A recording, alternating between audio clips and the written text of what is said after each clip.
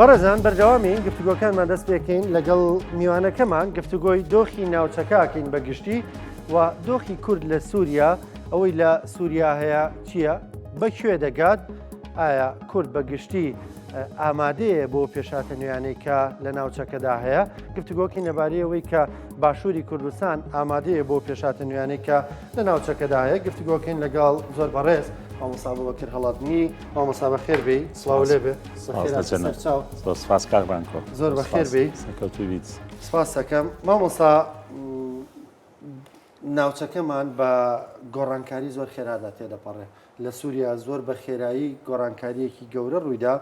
و ڕژێمی ئەسەد کە 54 ساڵە حکمی ئەو وڵاتە دەکەن کۆتاییان پێهات ئەوەی کە ڕوویدا پێشبینی کراو بوو بەتایبێت کە ئەسەد لە ماوەی چەند ڕۆژێکی کەمە کۆتایی پێبێ بەناوی خی گەورە و میهرەبان زۆر سپاس کاک ڕانکۆ دووبارە بۆ دەرفەتە ئەبێ ئێمە سەرەتا لەسەر ئەو ڕاستیە کۆک بین هەموو لایەکمان کە ڕۆیشتنی ئەسەد ئاو چێشتێکی زۆر باش بوو بۆ سووریا بۆ ناوچەکە بۆ هەموو ئازادی خوازان ئەم دۆخە دوو پێناسەی هەیە یان دوو تایتڵی هەیە یەکەم سەرکەوتنی شۆڕشی و میلەت بوو کە بە تایبەتی لەو 13 ساڵەیە خوێنێکی زۆر 12 میلیۆن ئاوارە بەنزیکی نزیکەی 600,000 کوژرا و ملیۆنە زیاتر بریندار ئەمە بەرهەمی ئەو ژانەیە کە 13 ساڵە بێجگە لەوەی کە حکومێکی 50 ساڵەش هەبوو لەلایەکی تریشەوە سەرکەوتنی یان تێکشکانی و دۆڕانی دەسەڵاتێکی ملهوڕ بوو ئەوەی کە جەنابەت ئاماژەت پێدا کە ئێستا سەری ئەو منهۆڵە هەڵدراوەتەوە ئەوە تا ئەو هەموو کارە ساتە ئەبینی کە مرۆڤ لە سیرکردنیشیان بێزارە بێ و ژان ئەیگرێت چ جای ئەوەی کە خۆتی هەیە بژی ئەمە سەرکەوتنێکی گەورە بوو بەڵە چاوەڕوانکراوە بوو چونکە ئەم ڕژێمە ئەوەی پێی کرا کردی لە سەرکوتکردن لە هەمووی گرنگتر ئەوە بوو کە شەرعیەتی میلەتەکەی خۆی لە دەستدا بوو دەرکەوت ئەو دەسەڵاتە ملهوڕانەی کە گەلە دۆڕێنن هەموو دنیا پشتیوانیان بێ هێزی ناوچەی و هەرێمایەتی لە پشتت بێ چەند شەبی حەو هێز و چەک ڕوبەڕووی میلەت کەیتەوانێ بەڵام هیچ شتێک بەرگەی تووڕێی میلەت ناگرێ ئەمە ینی لە ناواخنەوە هەڵکەنرابوو ئەم ڕژێمە دواتر ینی ڕووداوەکانی سووریا لە ماوەی 11 ڕۆژە کە یەکلایی بووە ئەم جاریان بۆ ئەوەی کە بە 13 ساڵ بنکۆڵ کرا بە 11 ڕۆژ یەکلایی بووە پەیوەندی بەو دۆخی ناوچەکەی هەیە هەر لە شەڕی ئیسرائیل و غەزا و هەروەها کەمبوونەوەی ڕۆڵی نفوزی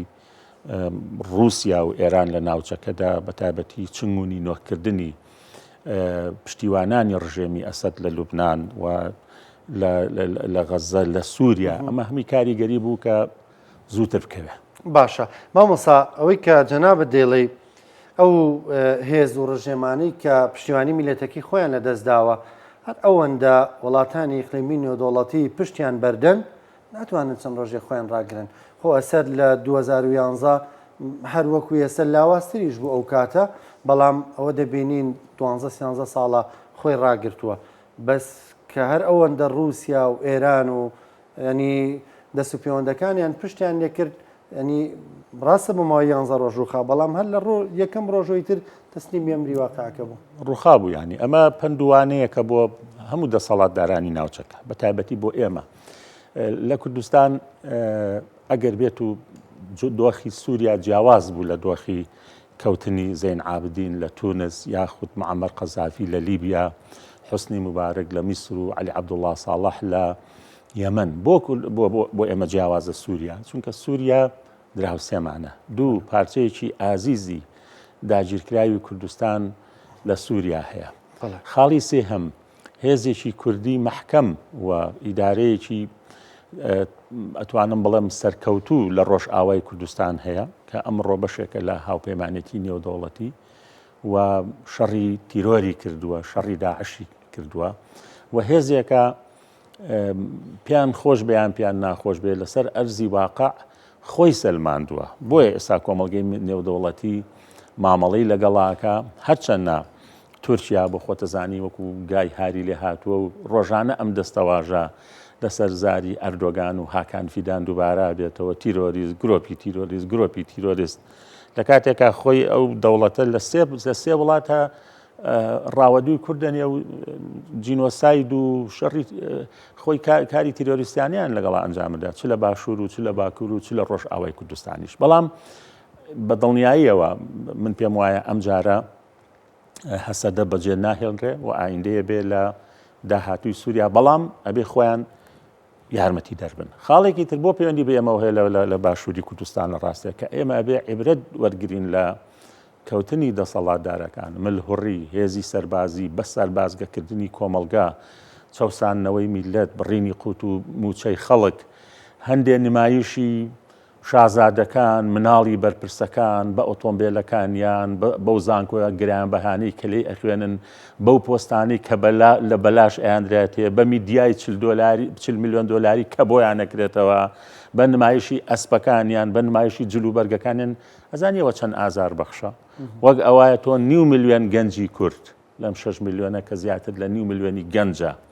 خوارسی ساڵە ئیهانە بە 9 میلیۆن گەنجی کوردەکەی کە 20 ساڵە دانامەزرێ لە زانکۆ پەیمانگاکان بڕۆ دیقەتی کۆمپانیا و دیقەتی کەرتی تایبەت بە کە بەداخەوە چاودێری بەسەرەوەنیە بزانە چۆن ینی مافیان نەخورێ بە ئارەزوی خۆیان کۆمپانیەکان ئیزنیانەدەن ئەم گەنجانە کاریان دەست ناکەوێت بەڵام مناڵی شازادەکان و بنەماڵە دەستڕۆیشتەکانی هەرێمیش لە چ ژیانێکە ئەژین ئەمە ینی بەڕاستی ینی شۆڕشی برسیەکان هیچ هێزێک خۆی لەبەرا ناگرێ ئەبێ ئێمە عیبرەت وەرگرین پند وەرگرین ئێمە لە باشووری کوردستانیش بە تایبەتی ئەو مقەویماتانەمان نییە ئێستا ئەبوو ئێمە و دۆخانەی سووریا هەموومان لەسەر هێڵبووینایە کاک ڕانکۆ لەسەر هێڵبوونایە بە گەرمی چی بکەین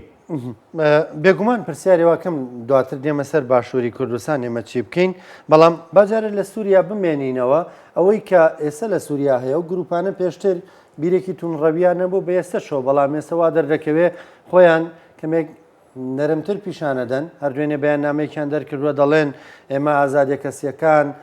بەرتەسک ناکەینەوە کچان و خانمان ئازادن بە هەر جلوبەرگێکەوە کە خۆیان پێشتر پۆشیویان هەر بەو شێوازە بەردەوام دەبێ محەممەد جۆلانی کە ڕابەرایەتی ئەم هێزانە دەکات ناوی خۆی گۆڕیوە ینی کچۆتەوە سەر ناواسڵەکەی خۆی ئێستا بە ئەحمەد شەرع ناوی خۆی بڵاو دەکاتەوە ینی دەیەوێت ئەو بیرە تونڕەویە جیهادیە لە خۆی بکاتەوە ئایا کۆمەلگەی نێودوڵەتی ئەمە قبول دەکا؟ یەکەم هەموو گۆڕانکاریەک هەموو شۆڕش و ڕاپەڕینێک کە سەرەگرێ هێزە شۆڕش جێڕەکان لە سەرەتاوە ئەم مژدەیەدەن بینیمان ئێمە لە ئێران بینیمان لە شۆڕشی 1970 لە عێراق بینیمان لە 58 و لە 2003 و پێچەوانەکەی دەرسەوە ئەبێ ئەمە هەندێکی وەکو دروشم و خۆ نمایشکردن وەرگین بەشەکەی تری هیوادارین ئەمانە لەسەر ئەرزی واقع ئەم دروشم و بەڵێنانە جێبەجێ بکەن بۆیە هێشتا زووە حکم بین کە ئایا ئەمە ئیدعایە و بانگەشەیە یاخود ئەمانە عیبرەتیان لە کەوتنی قاعیدە وەرگرتووە عیبرەتیان لە داعش وەرگرتووە و ئەیانەیە خۆیان گونجێنن تالیبانی پێشوو وەکو ئەو تالیبانی ئێستا نییە کە حکمی ئەفغانستان ڕاستە هێستا چەسانەوەی ژنان هەیە لە هەندێک ڕۆوە نەچۆتە پێشەوە بەڵام هیوادارین ئەم هێزانە عیبرەتیان وەرگرتی بێ ینی هەموو ئەم هێزانەی کە پیان وابوو بە توندوتیژی و بە خیاری سەربازی بە قەتڵ و عام یەنە سەر کورسی دەسەڵات دەرسیان لەو ڕابردووە وەرگرتووە داهاتوو دەریەخا لە ڕاستیە ئەم هێزانە بەشێکی تریشی بۆ خۆتەزانی ینی بە دەرنین لەوەی کە لە ناو مەحفەلەکەیە لە ناو منجڵی دەستگا هەواڵگیریەکانە کوڵێنرابن و هەندێک جار ئەم دەستەواژانیان فێرکەن وا بکەن وا بڵێن ئەم بە شەشی تیا چکە بۆ سووریا وەکو عێراق نییە لە عێراقا ئەمریکا خۆی بە تەنیا بوو ئەوە بوو ئێران کە دراوسێ بوو لە 2023ەوە تاماوەیەکی زۆر و تا ئێستاش کێشە و چەرمەسەری بۆ ئەمریکا دروست کرد لە کاتێکە ئەمریکا خۆی ئاسمان و خاچی عێراقی بەدەستەوە بوو و ئەو بوو سەدامی تێخشکان بەڵام لە سووریا دیقەت بە لە ڕاستە ئیسرائیل ئەوە تا جۆلانی داگیر کردووە ئەوە تا ئیسرائیل تەنها لە ماوەی 3 ڕۆژە زیاتر لە 310 هەڵمەتی فڕۆکەوانی ئەنجامداوە و تەواوی بنیەی سەربازی ڕژێمی سووریایی خاپور کردووە بە هەر هەموویەوانێ لەو لاوە تورکیا هەیە لە ڕێی گروپەکانی خۆیوانێ ئەمە ئیسرائیل هەیە ئەوە تورکیا هەیە رووسیا و ئێران باشە رووسیا و ئێران کە بە درێژایی 13 ساڵ چیان پێکرا بۆ داعمی ڕژێمەکەی ئەسەد کردیان وەکو ئەمڕۆ پەرلەمانتارێکی ئێرانیەڵێ 6,000 جنگاوەرمان سەربازمان بە کوشدا باشترین قیادەکانی ئێران لە سووریا کوشران لە ڕاستێ لەو ماوە دوور و درێژەدا ئایام دوو دەوڵەتە هەروە بە ئاسانی دەستبەرداری سووریا بن خاڵێکی ترەوەی لە ڕاستیانی ئەو نمونەی کە جەنابەت باستر کە زۆرم پێخۆش بوو ینی ئەمە کە بەداخەوە ئێمە ستەمی دەسەڵاتی کوردی لە کوردستانە وامان لێ بکا بڵین خۆزگە بە بەعز بە نەفرەت بێ بەعز ئەولاترەوە چێ هەرگیز ئەم بەراوردە دروست نییە بەڵام ئەبێ بە دوای ئەوەیە بگەڕین ئەوە کارە کە چییەکە وا لە هاوڵاتیی کوردیەکە تەنانەت کە خۆی قوربانی دەستی بەحسە بە ئەنفال و بە چیمیاباران و بە بنەماڵی شەهید و زیندانی سیاسی و کوڕی ئەعدام کراوەکانیان ئەمە بڵێن ستەمی دەسەڵاتێک خۆماڵێکی خۆمانە ئێستاش پێ دوار بێ لە سووریا ئەو دەوڵەتانی کە تا سەر ئێسقان پشتیوانی ڕژێمی ئەسەد بوون ئایا بە جۆرێک لە جۆرەکان کەش و هەوایەک ناخۆڵقێنە نەگەر بۆیان بکرێت خەڵک خۆزگە بە دیکتاتۆرەکەی پێشوو بخوازێتەوە ئەبێ ورای ئەوە بین ئیتر لە جۆرەها ڕێگەوە ینی هیواداری نەگاتە ئەوەی کە بۆ نمونەیانی دەچێت لەو ڕێگایان نەخوا نەخواستە وەکو سەرەتای عێراق تەقینەوە ڕووبە لە شارەکانی سووریا یەکێ لەوانە وەکو چاودێرێکی سیاسی مامۆستا ئەمڕۆ لێرەی لە بەرنامەکەی بە بڕوای تۆ سووریا لە پێکەڵبژان و ئاڵۆزیەوە نزیکە یان لە ئیستقراریەتەوە نزیکە هەردوو ئەگەرەکە واریدا ینی ئێمە ناڵم هێشتا زووە حکوم بین ئەگەر دەوڵەتانی هەرێمایەتی و دەوڵەتانی عەرەبی و لە سەروی هەموویەوە ئەمریکا و هاوپەیمانەکانی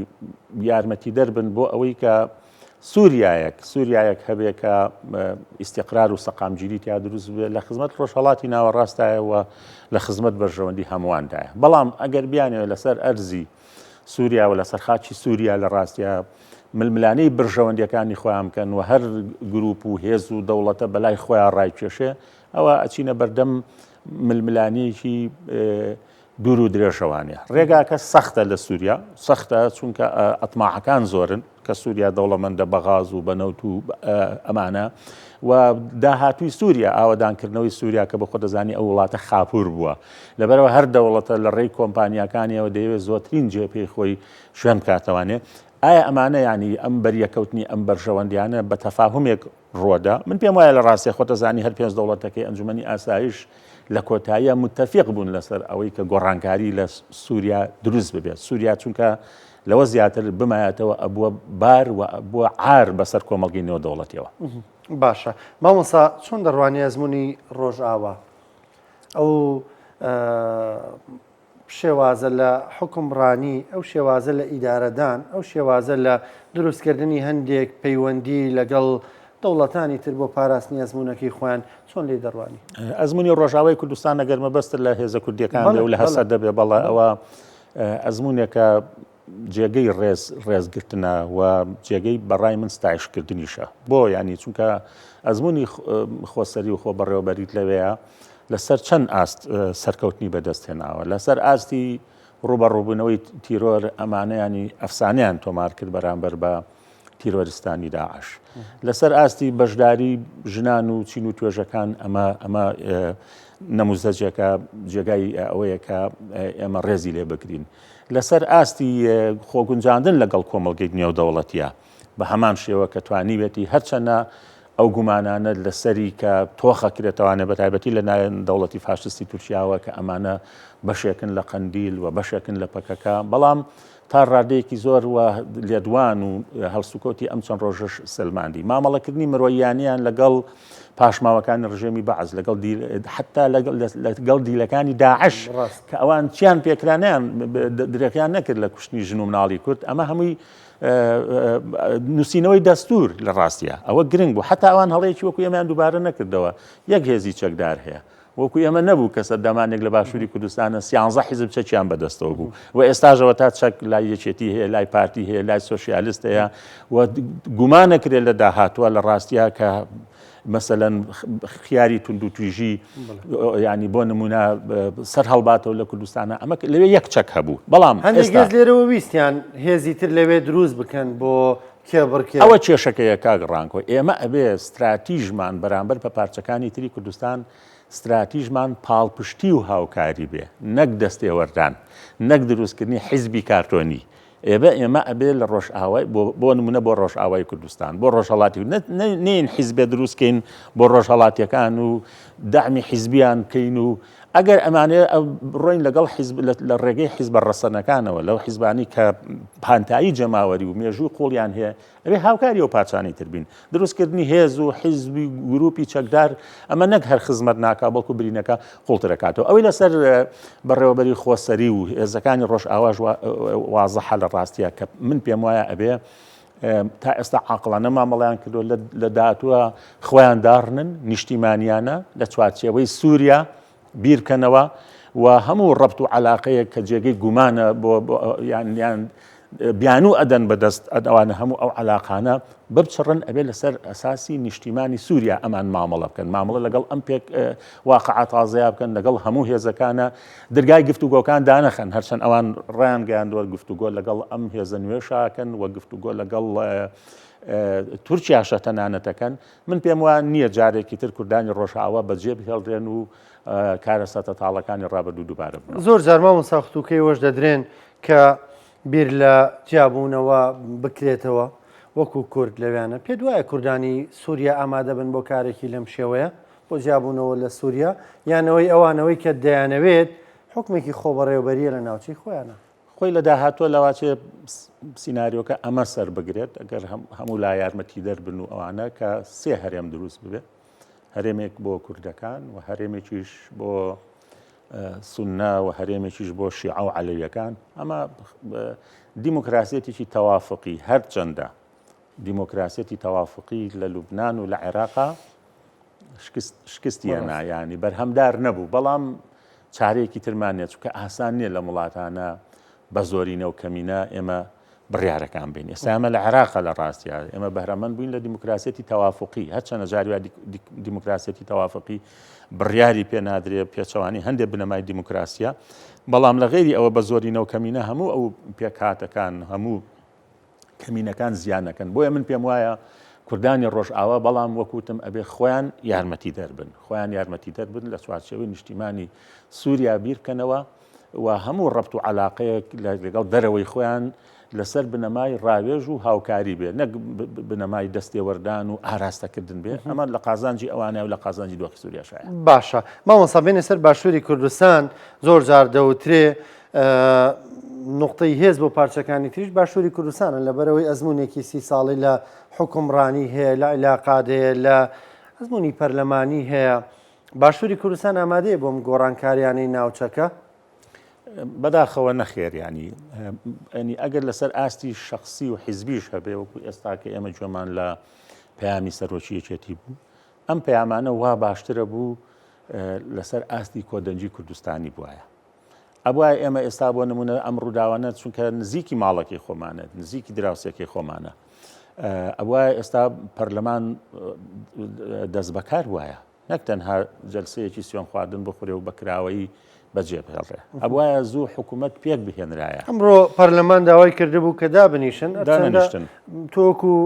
کەسێک کە ئەزمونە دێ و ئەندامی پەرلەمانی کوردستان بووی ئەم جۆرە لە دانیشتن و بانگەوازە بۆ دانیشتنی پەرلەمان بە گونجاو دەزانی ئەمە لە ڕووی پێڕەویەوە واریدە بەس لەسەر ئەرزی واقع بە واقع مستحیل و ئەستەمە چونکە تا ڕێکەوتن نەکرێت لەلایەن هێزە سیاسیەکانەوە ئاسان نییە پێک بهێنرێ ئاسان نیە لە ڕاستیە ئەمە گەڕانەوە نییە بۆ ئەزمونانەی کە لە پێشودا زۆر جار ینی بەداخۆ دەڵێن پەیڕەویە یاساییە بەڵام واقعی نییە هەندێک داواکاری دەکرا کە داواکاری واقعی نەبوو و هەرێمی کوردستانی بە دۆخێکی زۆر نەخوازرا و گەیان پەرلەمانی بەداخستندا بەدڵنیاییەوە لە ڕاستیە ئێمە ئەبوایە بۆ یاڵم ئەبوایە ئێستا حکوومەتمان زوو تەشکیل کردایە دەستەی سەرۆکایەتی پەرلەمان و لیژنەکان پێک بهێنرایە ئێستا کاتی ئەوە بوو هاوشێوەی 2014 کە دوو بڕیاری مێژووی دەرچوو بۆ ڕۆژئاوا دانان بە کانتۆنەکانی خۆرئاوا و حتا لە بڕیارەکەیاڵێ هاوکاری مادیژ ئەبێ بکرێن دووەم بڕیار نردنی هێزی پێشمەرگە بوو بۆ کۆبانێ ئەوە گرنگ بوو لە ڕاستیانی کە خوێنی پێشمەرگە و گەریلا چ لە باشوور و چ لە ڕۆژئاوای کوردستانیش پێکەوە تێکەڵاو بوون لەگەڵ شەڕوانانیشا بۆ پاراستنی چی بۆ پاراستنی خاکی کوردستان لە هەردوو پارچەکەدا نەخێر حتا ئەمە لەسەر ئاستی سێم ئەوە ئێستا ئەنجومەنی باڵای پارتە سیاسیەکان کە نەماوە کە ئەوە ئێستا لەسەر ئەم ئاستەش کۆبوونەوە بکرایە لە هەموو واتە ڕۆڵی حیزبەکان کامەیە ڕۆڵی حکوومەت کامەیە ڕۆڵی پەرلەمان کامەیە اینجا ئەوە چەندین لیجان و گروپێک بهێنرایە ئێمە لەسەر خەت بین لەسەر هێڵ بین تەنانەت پێویستی بەوە ئەکرد کە ژوورێکی عملیاتیش دروست بکرێت بۆ هەموو ئەگەرەکان ئەگەری پێکدادانی چەکداری نێوان گروپە ناکۆکەکان لە سووریا ئەگەری ئاوارەبوونێکی تری بۆ نمونە خوا نەخواستە بۆ ناو باشووری کوردستان چی بکەین چۆن قەناعەت بە هاوپەیمانان بکەین چۆن لە ڕێ عەلاقاتەکانی خۆمانەوە لەگەڵ دەوڵەتە هەرێمایەتەکانیش کە پێیان بسەلمێنین کە دروستبوونی سەقامگیری لە سووریایە و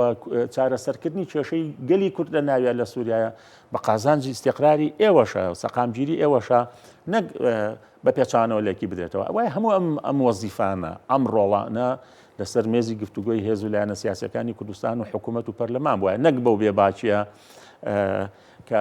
ئێستا ئەبینین ینی حتا من پێم وایە کاگڕانکۆ دوایین هەڵبژاردننی پەرلەمانی کوردستان خۆزگە نەکرایە بۆچی لەبەرەوەی بێمنەتر بوو نەم دوو هێزە ئێوە ڕای خەڵکی کوردستانە تۆ بڵێکی ملیۆنێک هزار کەس دەنگی بێکی بۆ بێمنەتر بوون بێمنەتر ئێستا ینی خواستی خەڵک چییە موچە میلەتێکی عەزیم جینۆساید کراوە ئەنفال کراوە ماڵبات و بنەماڵە نیە شەیدێکی نەبێ خواستی بێتە سەر موچە هیچی کەی لە تۆ نەبێت تۆ بێ موچەکی ئاوا پێبی مامۆستا جۆرە خواستێکی کەسی نییە ینی خەڵکی کوردستان دەنگی پێدا بەڵێ ئاخر ئەزانی پرۆسەیەکی خۆزگا دیموکراسی بوو خەڵکی کوردستان دەنگی پێدانانی ئەوەی خۆزگا دەنگی داوەر هاوڵاتی ئەم کوردستانە خۆزگە نا بەشێک گەرێکێتی بێیان پارتی بێیان نەوەی نوێیان نەرێزێکی تر ینی معادلە و هاوچێشە و ممارەسە و پراکتیکی هێزە دەسەڵاتدارەکان جیا بوو کە یەکەم بەشێک لە دیزاینی تایە دوام کاگڕانکۆ ینی خۆشەویستی بۆ ئەم هێزانە ئەوە بوو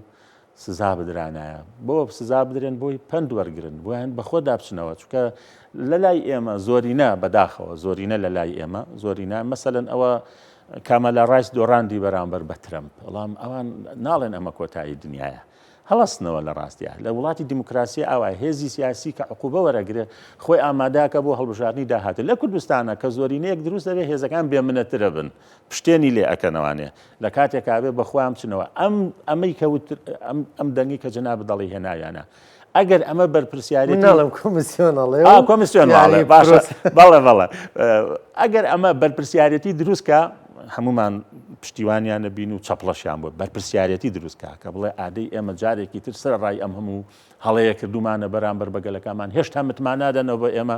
دابێ ئێمە خۆمان چاکەین دەباواز لە قاچاقچێتی بێنین دەباواز لە دوو ئیدارەی بێنین دەبا یەکەی هەفتا و هەشتا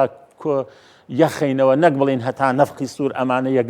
ناگرنەوانێ با بەگوێی دۆستەکانمان بکەین هاوپەیمانان ئەم هەموو ئامۆژگاریەمانەکەن ئەم دەرفەتانەتان تا سەر نامێنێ ئەوە ینی ئەبێت تۆ چونکە خۆت دانی بۆ عێراق لە عێراقا لە داهاتوە ئەگەری کودەتا هەیە لە عێراقا لە داهاتوە ئەگەری ئەوەیەکە هەروە بکرێتە شوێن پێیەک و مەدانێکی شەڕ بۆ ئەوەی هەندێک دەوڵەتی ئیقلیمی شەڕەکە لە ماڵی خۆیان دوورخەنەوانێ چونکە گروپەوا ڕووداوەکانی سووریا بگوازرێتەوە بۆ عێراق لە ڕاستیانی هەموو ئەمانە بێ احتیمالاتن ئەگەرن لە سیاسەتە ئەبێ حساب بۆم ئەگەرانە بکەین و بیریشن نەچێت کاگڕانکۆ ئێرە ڕۆژهەڵاتی ناوەڕاستە ئەگونجێ سەر لە بەیانی هەور بێ بۆ نیۆڕۆ تەرزە و باران بێ بۆ ئێوارە ساماڵ بێ هەموو شتێک ڕۆدا لە ڕۆژهەڵاتی ناوەڕاستە وەکو بینیمان لە 11 ڕۆژە معادلەکە قڵب بۆ باشە ینی بە بڕوای تۆ سێمە ئامادە نین بۆم پرسانە نەخێر هەمادیەکەمان لەکوێیە من پێم بڵێ عادی حکوومەتەکەت ئەوە تا هێشتا کار بەڕێکەرە لەگەڵ بەغا کێشەکانت چارەسەر نەکردووە نێوانی حیزبە سیاسیەکان دڕدۆنجیەک هەیە هێشتا سازش و کۆبوونەوەی جدی بەرامبەر بە یەک نییە هێشتا بە هەندێک شەڕی بچووک و شەڕەگەڕک و شەڕی ئەجیندای حیزبی هەیە لە جیاتی ئەوەی بیرەکەمان فراوان بێت لە ئاستە گەورەکە بیرکەینەوە ئاستە گەورە کوردستانیەکە نیشتیمانیەکە هەرێمایەتیەکە نێودەوڵەتیەکە بۆ ئەوەی کە ئێمە وەکو کورد کارتەکانمان بەهێز بێ گوشارەکانیشمان کاریگەر بن و هێزێکی گوێ لە گیراویش بین بەچی هێزێکی گوێ لە گیراوە بین بە حکومڕانیەکی باش بە ئاشکردنەوەی میلەتەکەی خۆمان بە کۆدەنجی هێزە کوردستانەکان تەسەورەکە یعنی لە گەشتەکەی میستەر ڕیچ و لە ئەدمۆن زەوانێ زیاتر لە 300 ڕۆژ هەڵات ناساتونەتە کوردستان ئەم 300 ڕۆژ هەڵات ناسا هەمیان لەسەر دوو شت کۆکن کورد میلەتێکی قارەمان سەخی میوان دۆست ئازا بەڵام ناکۆک پەرتەوازە یعنی ئەحمەدی خانی لە کێیەکەوە ینی کە ڕابەری ناسیۆنالیزم و نەتەوە پەروەری کوردیە نەک نەتەوە پەرستی لە کێیەکەوە داوای یەکبوونەکە حاجی خادری کۆیی لە کێیەکەوە داوای یەکبوونەکە بێ کەس لە کێیەکەوە داوای یەکبوونەکە ئەکرێ یعنی ئێمە ئەمە بەردەوام ئەمە گرفت و کێشەی ئێمە بێ من بەڕاستی لەسەر ئاستی گەورە ئەو ئامادەیە نابینم چونکە ئەگەر حسابمان بۆ هەموو ئەگەرانە بکردایە بۆم پێش هاتانە کە ئێمە وەکو باشووری کوردستان چ بەرپرسیارەتیەک ڕوومان تێئەکا و ئەو مەترسیانە چین کە گوجێ ڕوبە ڕووما بنەوە ئەبوایە گفتوگۆ و جڤین و دایلۆگەکان زۆر بەهێزتر بوون بە بڕوای تۆ نوقتەی دەستپێکی ئەو دیالۆگانە کوێیە کێیە یەکەم شوێن پەلەکردنە لە دەست بەکاربوونی پەرلەمان و حکوومەت چونکە ئەمە دوو دامەزراوەی فەرمین و دانپیانراون لە دەستوری عێراقا و ئەمە نوێنەرایەتی خەڵکی کوردستانەکەن زۆر گرنگە ینی پەرلەمانی کوردستان لەم پرسانە بێتە سەرخەت حکوومەت بە کۆدەنجی ئامادەکاری بکە ئەمە دووەم ئاستی سێمبریتە لە حیزبەکان مامۆستا باس لە پەرلەمانی کوردستان کرد پەرلەمانی کوردستان ئەوەی کە دەبیندن نوێنەرایەتی خەڵکی کوردستانن بەڵام نوێنەرایەتی حیزبەکانی خۆیانەکەن کە حیزبەکەی دەڵێ ماچۆ پەرلەمانی تر ئەندامەکە بێ نەچێت لە کاتێکدا ڕەنگە بۆ جەنابەت دەزانی ئێستا کۆبوونەی پەرلەمان لەم کاتەدا زۆر گرنگە لەم کاتەدا پەرلەمانتار ئەبێ بچێت نیساب تەواوکە دانیشتەکان بکرێ بۆی پەرلەمان ئەڵوێستێ بێ یان پابند بێ بە بۆچوونی حیزبەکەیەوە بە بڕوای تۆ ئەگەر تۆ ئێستا پەرلەمانتار بوویتایە چی دەکرد بەڵێ پەرلەمانتار لە هەموو دنیاە ئەبێ پابند بێ بە بڕیاری حیزبەکەی خۆیەوە لە کوردستانیشە 6 هەڵبژاردننی پەرلەمانی کوردستان کراوە بەداخەوە لە هیچ خولێکە هیچ کەسێک بەسەر بەخۆ دەرنەچوو کەواتە تۆ لە ڕێی حیزبەکەت و بەرنامەی هەڵبژاردننی حیزبەکەتەوە ئەبی بە پەرلەمانتار بەڵام کە سوێن ئەخۆیت ئەبیە نوێنەری هەموو خەڵکی کوردستان واقعەکە ئەوەمان پێڵێ کە پەرلەمانی هەرێمی کوردستان ڕاستیە بۆ سەر پێ ناکەوێ چکە حیزبەکان بڕوایان بە پەرلەمانێکی فعال و ئەکتیف و دەستکراوە نییە ئەگەر ئەوە ببوایە متمانیان بەو پەرلەمانە کاریگەرە هەبووە گوێ لە گیراوە هەبووە کە وەکو لە یاسای هەڵبژاردننی ژمارێکی ساڵی 92 هەموارکرا و بڕیاری ژمارەیەکی ساڵی 2005 ئەڵێ ئەبێ شوێنی یەکلاکردنەوەی پرسە چارە نووسازەکانی گەلی کوردستان بەوە ئەبێ مەرجەعی سیاسی و یاسایی بێ ئەمەمان نییە بەداخەوە بینیت لە ناو ئەو هەموو ئاڵۆزیەیە لە ناو جەنجی ئۆکرانیا پەرلەمانی فەڕەنسا متمانی لە حکومەت کێشایەوە ئەوە پەرلەمانی زیندووە ئەوە پەرلەمانی زیندووە بۆیە پەرلەمانتار نوێنەرایەتی حیزبەکەیەکە بەڵام حیزبەکان ئەبێ یارمەتی دەربن بۆ ئەوەی ینی وێنەیەکی جوانی پەرلەمان بگیرێ نەک پەرلەمان وەکو پاشکۆ و دەستەمۆی حیزبە سیاسەکان ببین باشە مامۆستا چەند خولەکێکی کەممان ماوە یەکگرتووی ئیسلامی کوردستان بەنیازە کۆنگرە بکە جەنابەت ئێستا لە دەرەوەی ئەو حیزبە قسە دەکەی و ئێستا وەکو پێگەیەکی نێو حیزبە قسە ناکەی لە بەرنامەکە وەکو چاودێرێکی سیاسی لێرەی بە بڕوای تۆ یەکگرتووی ئیسلامی کوردستان دەتوانێت بەدیلێک بۆ مامۆستا سەلاحەدین بەعادین بدۆزێتەوە یان نا بەدیلی مامۆستا سەلاحەدین هەر مامۆستا سەلاحەدینە یەکگرتووەمە کۆنگرەی نۆیەمیە بێت بڕیارە لە کۆتایی مانجی 12 لە 20 مانگی 12 بەدواوە کۆنگرەی خۆی ببەستێت دە ڕۆژێکی تر دە ڕۆژێکی دە 15 ڕۆژێکی تر بەڵێ لە مویمە ناگاتە یەکی 2025 ئەمە کۆنگرەی نۆیەمە حەو کۆنگرە لەسەر یەکە من ئەندامی هەر هەشت کۆنگرەکە یەکگرتوو بووم حەو کۆنگرە یەکگرتو زۆر بە باشی هێناوێتی لە هەر کۆنگرەیەکە داهێنانێکێک سەرۆکی حیزبەکەی دەم کۆنگرە ئەندام نابی هێشتا من ڕاستەخۆ بمە ئەندامی کۆنگرە بەس هێشتا ئەو بڕیارەم نەداوە کە بڕۆم یان نەڕۆم هێشتا ماومە لەسەر چی وەستاوە لەسەرەوە وەستاوە کە بەڕاستی بزانم کۆنگرێکی زیندووە لەسەرەوە وەستاوە کە بزانم گۆڕانکاری تیا دروستە بێ دەرفەت و بواری مشتومڕ و گفتوگۆی فکری بە قۆتی تیاکرێ یان تەنها ژمارەیەکی تر بۆ کۆنگرەکانمان زیاد دەکەین و ئەڵێن ئەوە کۆنگرەی نۆشمان بەست من ئەوەی کە بیستومە بڕگەیەک هەبوو ئەوەی کە بیستومە بڕگەیەک هەبوو کە ئەبێ ئەمیندار لە 2 خول زیاتر نەبێ وابزانم ئەو بڕگەیە لابراوە ئیتر بۆچی لابراوە ئەوە پێ دوایە بۆ یەکە مامۆستا سەلاحەدین بەهادین جەنابیان بۆ خولی سێمی ژەر سەرۆک بێ ئەوەی کە بەشار ئەسەد تەبەنی کرد شتێکی خراپ بوو کە داخلی سووریا بوویت ئەنووسراچی حافظ ئەسەد إلى الأبد بەشار ئەسەد إلى الأبد سەرۆکی تا ئەبەد زۆر خراپە بۆ هەموو حیزبێکی سیاسی چونکە گەورەی سەرکردەکان لەوایە کە مامۆستا ئەوە پێیەکی نەرمونیانە هەر ناوهێنانی لەگەڵ ئەوانە بۆ خۆی ڕەنگە بەراوردنامە بەراوردەکە لەسەر چیە لە ڕاستیە ینی لەسەر دروشمەکە ینی کەسی یەکەمی هەموو حیزبێک ینی سێری ئەمریکاکە دێن دەستکاری ئەو دەستورە بکەن کە 2 خولی داناوە ترامپ ئەم جارە سەرۆکە بێ 4 ساڵیکە بەجێ هێڵێ بەڵامەوە ئەردۆگانە دێ دەستکاری دەستورەکە بۆ مانەوەی خۆی ئەمە خراپە حیزبەکان ناوێت ینی پێڕۆ پرۆگرامیش وەکو دەستوری حیزبەکان وایە فەرقی نییە لە ڕاستە دەستور و مەنەفێسی حیزبەکانە منەواڵم گەورەی سەرکردەکان لە وایە کە شوێنگرەوە بۆ خۆیان دروستکەن هەر سەرکردەیەک ئەوە گەورەیە کاتێ بە دیلێکدانێت لە شوێنی خۆی ئەگەر سەرکردەی گەورە ئەو کەسەیە کە ئیدارەی گەورەکانەکە بە تعبیری ناپیلۆن بۆ ناپارت سەرکردە و لیدەر ئەو کەسەیە کە ئیدارەی شێرەکانەکە نەک ئەوەی کە ئیدارەی لاواز و ڕێویەکانەکە تۆ کاتێک گەورەی کاگڕانکۆ ئەوان هاوکارەکانی دەوروبەر هەموو بەهێز بن چووکەڵەن کاگڕانکۆ لەگەڵ ئەم بەهێزانەیە تۆش بەهێزەبی بەڵام تۆ بتێ هەمووی لاواز بن هەمووی چاوبەرەوژێر بن هەمووی مەلەفیان هەبێ هەمووی مەلەفی ئەخلاقی و مالیان هەبێ هەر سەریان دەرهێنا وز من تۆم گەورە کرد من تۆم بەهێز کرد من عیبەکەتم بۆ شاردەوە ئەمە سەرکردەی لاواز ئەماناکە سەرکردەی بەهێز پێی خۆشە هەموو دەوروبەرەکەی بەهێز بن چونکە ئەو گەورەیە کە ئیدارەی ئەم بەهێزاناکە ئێمە ئەمانەوێت یەکگرتوو لە داهێنان نەکەوێ من خوازیاری ئەوم چونکە 35 ساڵی عمرم تیا سەرف کردووە لە ئەندام پۆلیەوە هەتا مەکتەب سیاسی هەیە ئەندام و بەز نەبوومە ئەمیدار خۆزگەمە خواست ئەوا بێ لە داهاتوودا نەک ئێمە کۆنگری تەقلیدی ببەستین ئێستاشی وادارم گۆڕانکاری لە کەسی یەکەما بکرێ گۆڕانکاری لە پەیڕە و پرۆگرامە بکرێ لە استراتیژەکانیا بکرێ خوێندنەوە بۆ حتا ئیسلامی سیاسی بکرێ ئیسلامی سیاسی دەتوانێت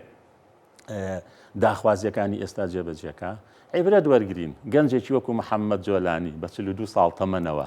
لە پاق لە فرۆشیەوە بۆ دەوڵەتێکی وەکو بە شارەسە لە ڕوخەنی پشتی پەردەی ڕووداوەکان مەخوێنەوە چێ دەعمێکا چێ دەعمی ناکە بەڵام ناکرێتەوە حیزبێکبی